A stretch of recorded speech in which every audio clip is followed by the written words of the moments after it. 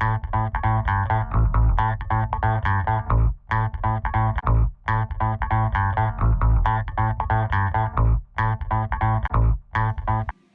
bonjour, alors dans cette vidéo on va vous expliquer comment on peut réaliser, comment on peut connecter un jouet avec des piles sur un bouton, donc afin que un enfant puisse simplement appuyer sur le bouton pour déclencher la mise en route de l'objet.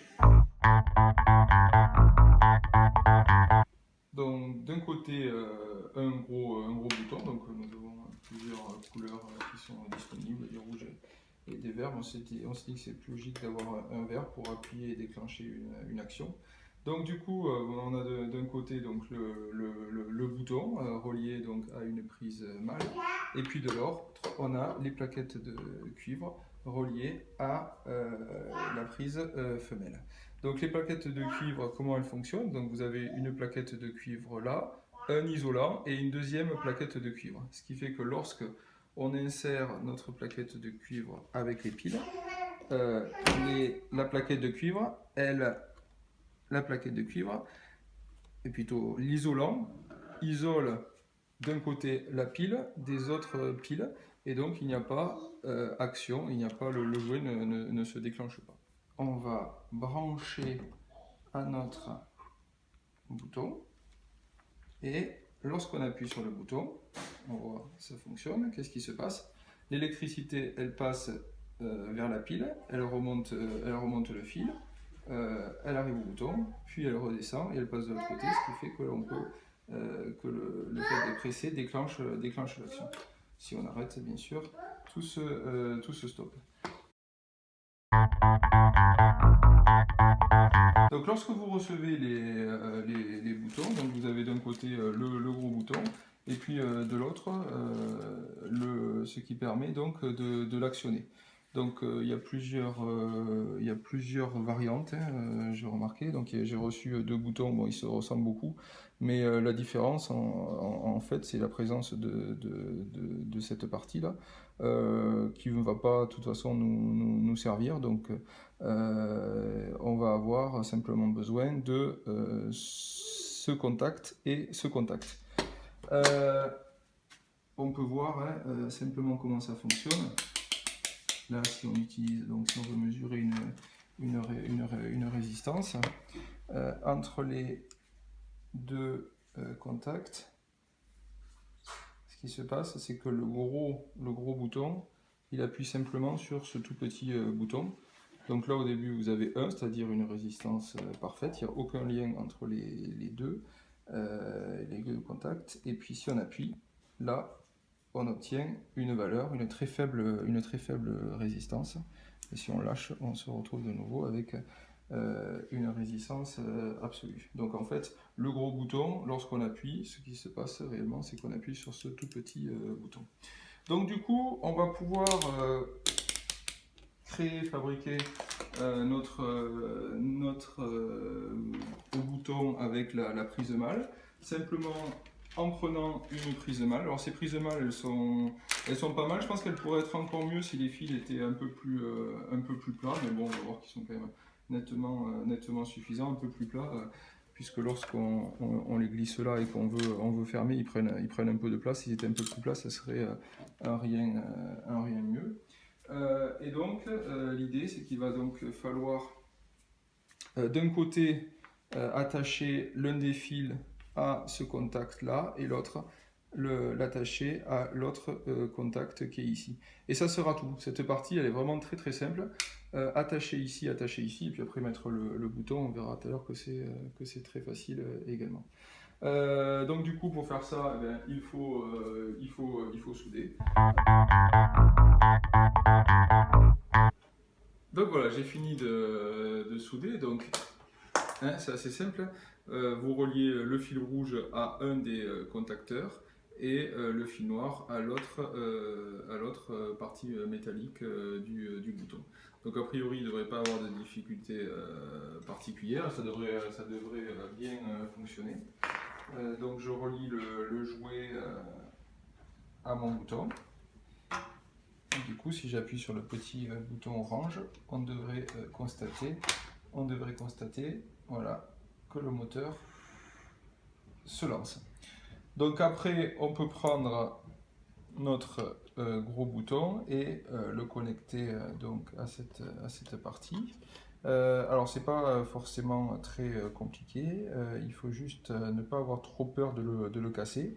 Il faut le mettre légèrement, donc il faut mettre le bouton jaune, donc il va être appuyé par ça légèrement sur le côté, puis après il faut un tout petit peu trafiquer pour trouver à quel endroit ça va être. Donc ça doit être par ici. Voilà, tac. Ok, donc il faut trouver le bon endroit. On le met très légèrement à côté du blanc et puis on pivote. Il ne faut pas avoir peur que ça se casse. Ça ne sera pas le cas. Et donc après, quand on appuie sur le bouton vert, le gros bouton, ça appuie sur le tout petit bouton jaune de cette partie-là. Et donc ça peut déclencher le jouet. Donc voilà pour la partie gros bouton et contacteur mâle. Maintenant on va voir la partie que l'on insère à l'intérieur du jouet avec le bouton, avec le connecteur femelle. Alors, nous allons avoir besoin d'une plaque de cuivre qui soit assez fine. Nous allons avoir besoin également d'un connecteur mâle et d'un connecteur femelle. Donc pour ce que nous allons faire aujourd'hui, plutôt donc un connecteur femelle. Bon, ça c'est juste un choix que j'ai fait. On a pu prendre un connecteur mâle. Il suffira de faire en fonction du bouton, du connecteur que vous aurez adapté au bouton. Donc si vous avez adapté au bouton un connecteur mâle, il faudra mettre donc aujourd'hui un connecteur femelle et vice versa. Vous aurez besoin d'un fer à souder et bien sûr d'une troisième main pour que ce soit plus facile de travailler. Vous aurez également besoin d'un ruban adhésif recto verso. Donc également une petite pile juste pour faire le gabarit pour le cuivre en particulier. Ce cuivre, on va le découper en prenant une pile pour regarder à peu près la taille qu'il nous faudra. Vous le découperez avec une paire de ciseaux. Donc, une paire de ciseaux. On prend ça et puis on découpe. Donc ça n'a pas besoin d'être tellement plus grand, au contraire ça a besoin d'être plutôt un peu plus petit que la taille de la pile. Donc là j'avais déjà réalisé un tout à l'heure, donc c'est pour ça qu'il y en avait déjà deux qui manquaient. Une fois que vous en avez fait un, vous pouvez prendre celui-là pour en faire un second. Il nous en faudra 2 par connecteur. Tac. Et puis derrière. Voilà. Voilà. Donc là maintenant, vous en avez 2 qui font à peu près la même taille. L'idée maintenant, c'est d'utiliser notre ruban adhésif recto verso, et ce ruban adhésif recto verso va nous faire office d'isolant. Donc on le colle d'un côté et puis on va découper. Tac, et ici. Voilà, on l'a de ce côté, et puis on enlève la partie non adhésive afin de pouvoir coller de l'autre côté.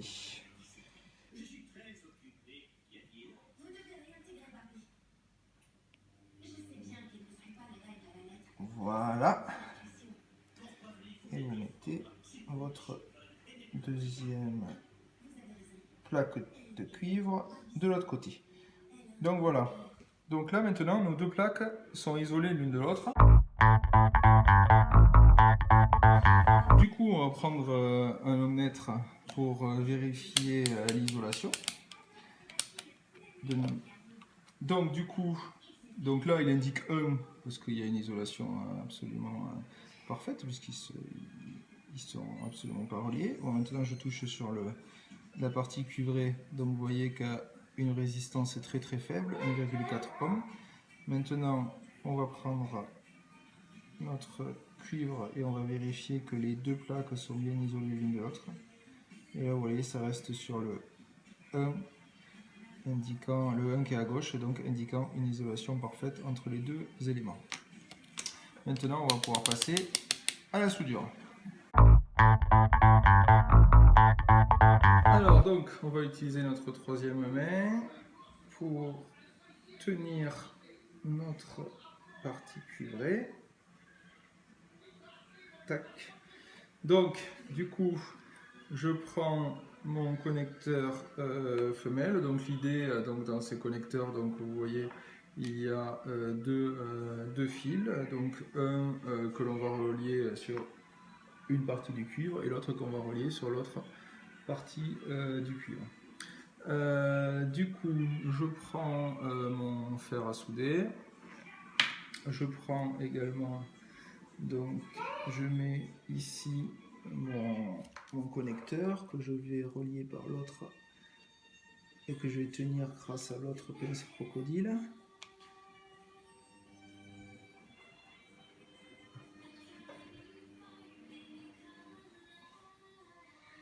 Voilà. Tac. Exactement. Puis je prends mon fer à souder, je prends mon étain. Puis donc je fais un petit peu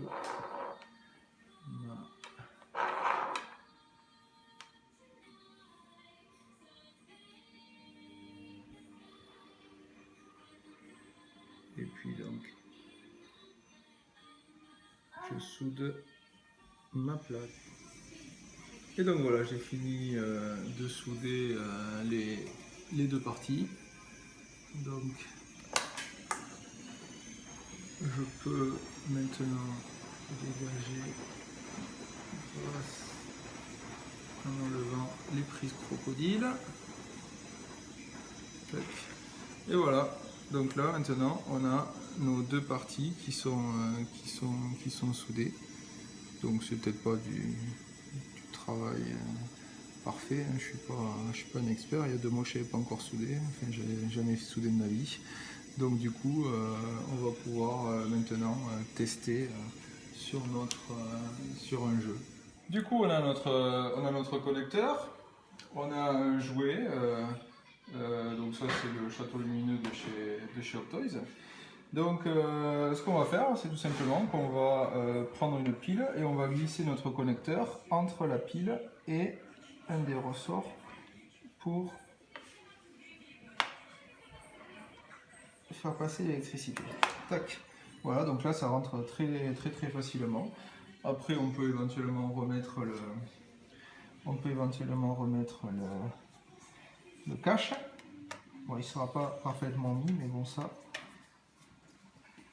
aucun système comme ça, il n'y a pas vraiment de passage, hein, on ne peut pas faire mieux, mais bon, ça passera quand même. Et puis après avec la petite vis, ça n'empêche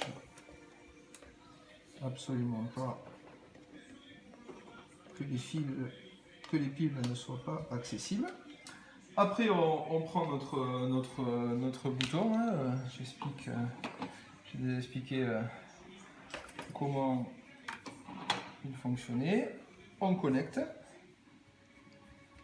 Il faut que derrière ça soit sur on. Et puis après dès qu'on appuie, ça fonctionne. Voilà, donc voilà comment on a réalisé notre connecteur sans trop de frais.